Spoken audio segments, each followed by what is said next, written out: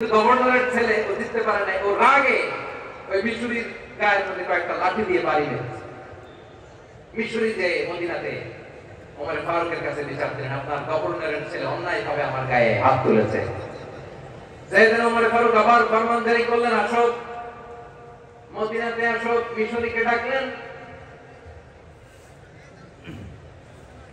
ওই মিশরের গভর্নর আমর ইবনে আস রাদিয়াল্লাহু তাআলা আনহুকে ডাকলেন, তার ছেলেকেও ডাকলেন, সবাই বসে রইল।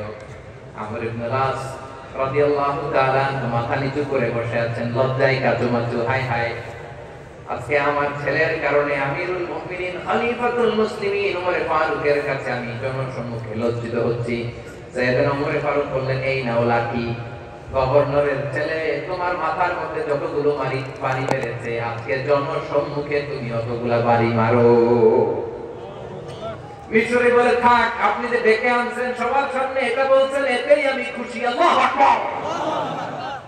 আপনার মহানুভবতা দেখে আমি খুশি, আর অপমানের দরকার নাই। ওমর ফারুক বলে, না, খবরদার, এই কথা মিশরী তুমি বলো না, মারো, যতগুলা বাড়ি মেরেছে মারো। বাধ্য হয়ে মিশরী আমর ইবনে আসের সামনে ওনার কলিজার টুকরা সন্তানের মাথার মধ্যে বাড়ি মারতে আরম্ভ করলেন।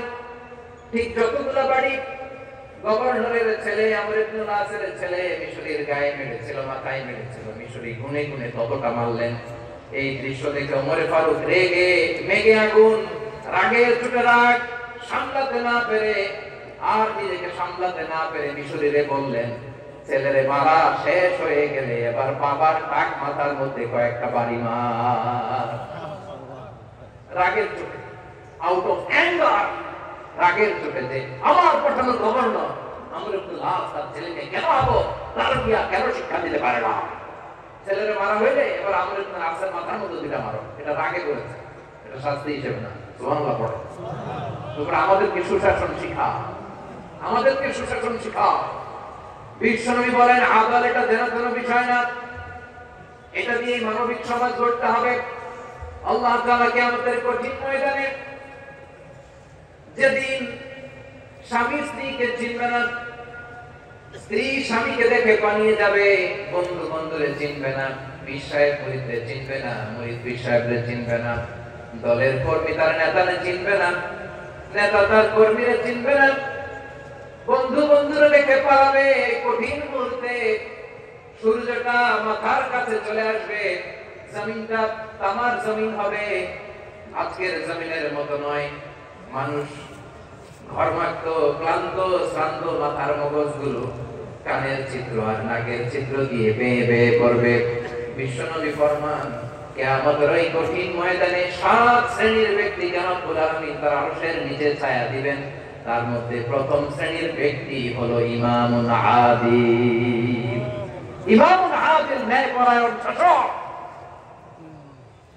যে ইনসাফের সাথে বিচার করে, যে জাস্টিস সমাজে সার্ভ করে, যে সুশাসন নিশ্চিত করে, ওই ইমামুন আদিল। আদিল শব্দটা বুঝছেন না? ইন্নাল্লাহা ইয়া'মুরু বিল আদল, পাইছেন? আদিল। 7 শ্রেণীর ব্যক্তিকে আল্লাহ তাআলা সুশীতল আরশের নিচে ছায়া দিবেন, যেদিন তার দেয়া ছায়া ছাড়া কোনো ছায়া থাকবে না। এর প্রথম হচ্ছে ইমামুন আদিল, ন্যায়পরায়ণ শাসক। চিল্লায় বলেন সুবহানাল্লাহ। আবার বিশ্বনবী বললেন, ইন্নাল মুকসিতিনা ইনদাল্লাহি আলা মানাবিরা মিন নূর আন ইয়ামিনির রহমান। কিয়ামতের দিন যারা ন্যায়পরায়ণ হিসেবে আল্লাহর সামনে দাঁড়াবে, কিয়ামতের দিন রব্বুল আলামিন তার আরশের ডান দিকে ওই ন্যায়পরায়ণ লোকদের জন্য আরশের ডান দিকে